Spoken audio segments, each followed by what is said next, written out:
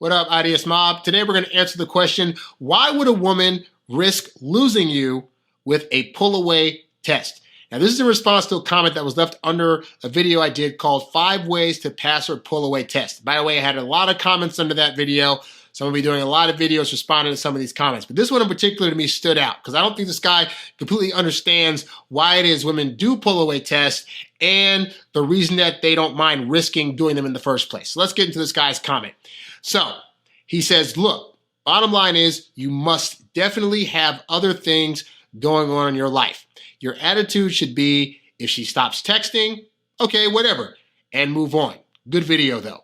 And that's what I said in the video. I said, ultimately, when a woman starts to pull away, you need to be having other things going on in your life to where this is not going to be the thing that throws you off your game or results in you trying to text her and convince her why she needs to speak to you, or, you know, try to call her out like, you recognize that you're pulling away and I don't understand it. Like, when you do all that stuff, it just makes them want to stay away a lot longer. Whereas if you give them the space, usually I find more often than not, if you give them like a day or two, they'll usually come back and say, oh, hey, what's up, my bad, or I was doing with this and that, and then you continue on your merry way, okay?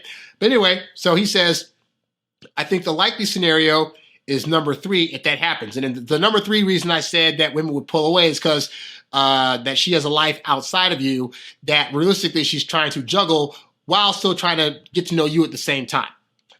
And then he says, the first scenario that a reason that I gave, which was that she's doing it to see how you'll respond when she frustrates you, he says, is a huge risk for the woman to test you out like that because it could also backfire. I know a lot of guys, which includes myself, could say, well, the heck with this, no communication, no explanation, a pullback all of a sudden with no explanation. And then he's basically insinuating that most men wouldn't stand for that, which is definitely not true, but that's beside the point. But the point is, but to his point, why is it that a woman would take the huge risk of doing a pull-away test? Here's the reality, all right, is that you go on a date with this woman, and while she's getting to know you, chances are she's also probably getting to know 5 or 6 other men, all right?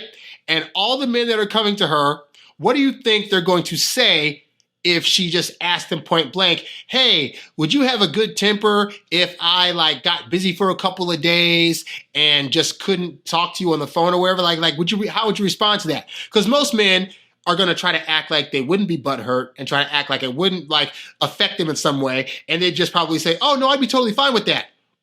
But women know that how a man answers the question and how he would actually respond to a particular incident are 2 different things, all right? And so the first reason that women are willing to risk this is because for their own personal safety, like I said, they need to make sure that you're not gonna be that guy that flies off the handle or suddenly gets in his feelings or gets too needy or desperate if she happens to get busy.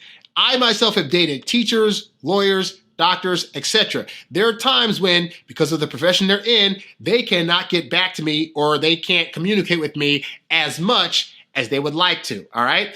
I never flip out, so I've never had an issue with a woman saying, oh my God, I'm trying to work and you're being so extra needy because you just, can't leave me alone for a couple of days. But the point is that, she needs to find out if you're that kind of guy, because if you are, she doesn't want to see you and after 2 days of not talking to you or seeing you, and then you be like, you want to suddenly smack her around a bit or be like, hey, why'd you leave me alone? You didn't talk to me, and get all mopey, all right? So that's the first reason. But more importantly, all right, is that in the dating world, women, in terms of who's getting the choice, more often than not have options. Real talk. Even the world's richest guy, typically, or celebrity guy or guy that's making a lot of money, whatever, will still not have nearly as many options being thrown to him as an average looking woman can working at McDonald's or working in corporate or whatever. The point is, more women than not are going to have a bevy of options, all right? And if a woman has 10 dudes in a day, which could be a low number. Let's say she has 10 dudes in a day coming to her that all want to take her out, all want to show her a good time. They're all saying they're guys that are competent, they're well-meaning, they would never harm her, they're confident about themselves, all this stuff, okay? They're all just talking a big game, all right? She has to figure out how to thin the herd. And so for some of those guys, she's going to do that by just leaving them alone for a little bit. Like, especially women, if they can sense early on that you're that guy that's going to be needy and wanting to talk to them all the time, and they can usually tell that, by the way, if you're over texting them. This is why I tell you guys, texting kills attraction. But if you're a guy that say you met her on a dating app, or you met her in person and got a number, and you start texting her, and you're texting her like every hour or every other hour, or you're texting her every morning a good morning text, which I tell you guys, do not send good morning texts anymore, all right? But if you've been doing this like consistently for like 4 or 5 days straight, she's gonna kind of want to know, could this guy be okay if he just didn't hear from me, maybe like right away? Like most women, they're not gonna test by like completely ignoring you, but like let's say they're used to texting you back after like 5 minutes, they might decide to wait like 2 hours just to see how you're going to react. And there's a level of reaction you could have. You could go from like being like, hey, you still there? Hey, are we still talking? What's up? To like, why aren't you texting me? Or is this some other guy? Oh my God. But the point is, wherever it is, any reaction that you have is going to give her a read on the kind of guy that you are, which is going to allow her to make an easier decision about any one of the 10 guys that she, agreed to talk to that day, all right? So recognize that because women have choice and they have options, they have this test in place in part to see, of these 10 guys that are all saying they're so great, who's the one that actually has a kind of temperament that I need in order to go forward. And so the funny thing is, women don't even do this kind of test consciously. Like most women aren't thinking, okay, he's talked to me a bunch, I'm gonna now ignore him. But what'll happen is just women just move on their feelings. So if they start feeling like, oh, this guy's getting a little too needy, oh, he's starting to, obsess a little bit, oh my God, he's putting a lot of pressure on me, then just naturally, she'll just back off for a little bit. And this is what I learned in my college days, because I had women that I would talk to, and I'd be that guy that's going to text them and call them every day, because we don't have texting too much back in the early 2000s, but we had, phone calls and stuff like that, or like leaving notes and whatnot. But like, yeah, me doing that stuff, I'd find that the women would start to kind of wane off. But then I would find that, let's say I was texting a woman a lot or calling a woman a lot, and she started to back off, I would just, okay, well, she must not be interested, and I'd leave her alone. After like 2 or 3 weeks, suddenly I get a text, hey, what's going on? Long time no talk. They always try to get back as though they didn't just ignore you for X amount of time. But the point is, they get back to me, hey, what's going on? Haven't seen you in a while. Hey, maybe we should meet up, blah, blah, blah, blah. And so after this happened a few times, what I started to realize is that, oh, wait a minute. And this is why I've done videos about how women want to chase you. And what I mean by that is that they recognize, when they're meeting with other women, they recognize that there needs to be some earning of affection, some earning of quality time and spending time and talking to each other, okay? And so women already have it built in them that they need to be able to earn time with you, especially a woman that like really likes you and can see potential in getting with you. They're already thinking, what do I have to do to attract this guy? What do I have to do to get him to be around me more? But you circumvent that when you're just freely giving your attention and time. And so if you're freely giving your attention and time to a woman, and she's thinking, I need to earn it, then part of her is going to also back off, because if she backs away, then of her own accord, she has to come back to you and try to talk to you, which can make her subconsciously feel like she's now going back to being able to earn your attention. But you just constantly giving it to her, it's actually putting things off balance for her, okay? So these are just some of the various reasons why women would test you and risk losing you by doing this pull away test. Because if they lose you, so what? They got 9 other guys that are going to be after them, and they're going to have 9 more trying to holler at them and stare at them tomorrow, all right? They have more of the power early on in terms of being able to pick and choose a guy, and so they're going to consciously or subconsciously do these types of tests to see what you're made of. And a lot of guys, unfortunately, fail that test, because like this guy, they think, well, she didn't talk to me, I'm going to be her. I'm going to have a good talking to her and let her know that she hurt my feelings and blah, blah, blah. And you don't need to do that. Like most women aren't even doing these tests consciously. So when you come to them and say, you pulled away from me, they're going to be thinking like, what is he talking about? Like my family was in town for a couple of days. I got busy, or I just needed a break to myself. I didn't talk to this guy like 5 times this week. I thought if I had one day where I didn't talk to him, he'd be totally cool. But clearly he's obsessed now because he can't handle the fact that I needed one day to not freaking talk to him. But this is also why if you sporadically put your communication out there and you don't text as much and you don't call as much, you'll find that they'll be the ones that are hitting you up more often than not. And as I always say, if she's chasing you, she can't be replacing you, all right? Let's continue with this guy's question. So then he says, You have to also understand that many women, unfortunately, react that way because of emotional instability. Sure, everything was fine in the beginning for a few weeks or months, but then all of a sudden, you have this pullback. Why? A woman you are seeing could be emotionally unstable, and you would never suspect it until you are hit with this pull away. Well, the reality is a woman can be emotionally unstable and still not pull away from you. But I have found on my own journey that women typically tend to pull away when the guy, that's you, are going at them too hard, too fast, too soon. You're taking up too much of their time, whether it's via texting or via you trying to ask them out on a wide variety of dates, day after day after day after day. That's when they start to pull away. And this is why a lot of times men will it'll flame out early. Like you'll meet a woman, and then you'll be talking to her and talking to her and talking to her, and you're thinking because she's saying yes to all these dates and answering all these texts back every single time for like 5 or 6 days straight, that she must really, really like you. The reality is that women early on have a hard time turning down a guy, especially when it comes to like a guy that she really is getting to like. A guy that she's really liking, but is also texting too much. She can't rationalize in her head why it is she wouldn't want to hear from you.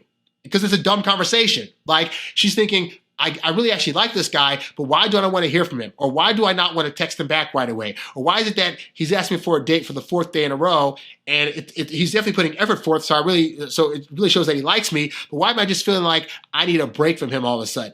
And that's because most women can't rationalize in their head that they would not want to see you or not want to hear from you. It makes no sense. So they'll keep saying yes and yes until they decide, I've had too much of this guy and now I'm going to back off and not answer his phone calls and I'm going to pull away. So you as the guy, it is your responsibility to just know these things going in. You have to know going in that you trying to take her out on 5 dates that first week is going to get you less results and result in her pulling away versus if you just go on 1 date a week. Because if you're going on 1 date a week with the woman, for example, then if she wants to see you more, she has to come to you and make the suggestion. So she's coming towards you versus you pulling away from you because you're pushing her too much and trying to ask for too much of her time. And that's the thing, guys, is that a lot of guys make the mistake of trying to do what I say is called like girlfriend relationship activities early on. So you texting her every day, you spending 3 or 4 days a week with her, that's something you can do with a woman when you're in a relationship. When you're just getting to know her, that's too much time for her to spend with you as new stimuli in her life because it's making her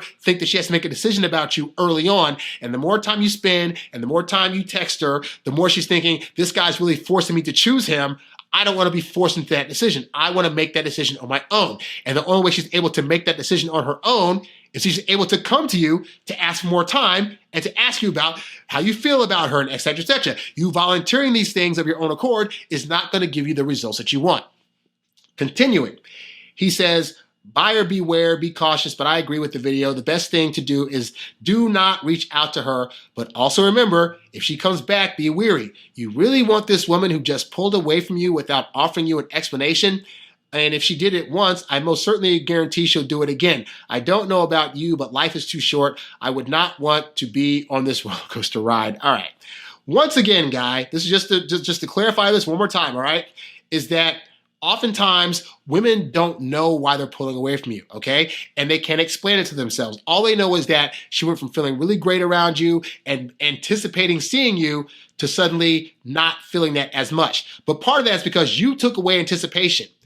Women need anticipation as a way of building further attraction. Because if they're anticipating seeing you, that means in their head they're saying, gosh, I really want to see him. How can I get to see him? How can I get to spend more time with them? And the more of that energy that they're feeling, and then women are all about feelings. As they build up more feelings for you, they're going to want to see more of you and find ways to do that, all right?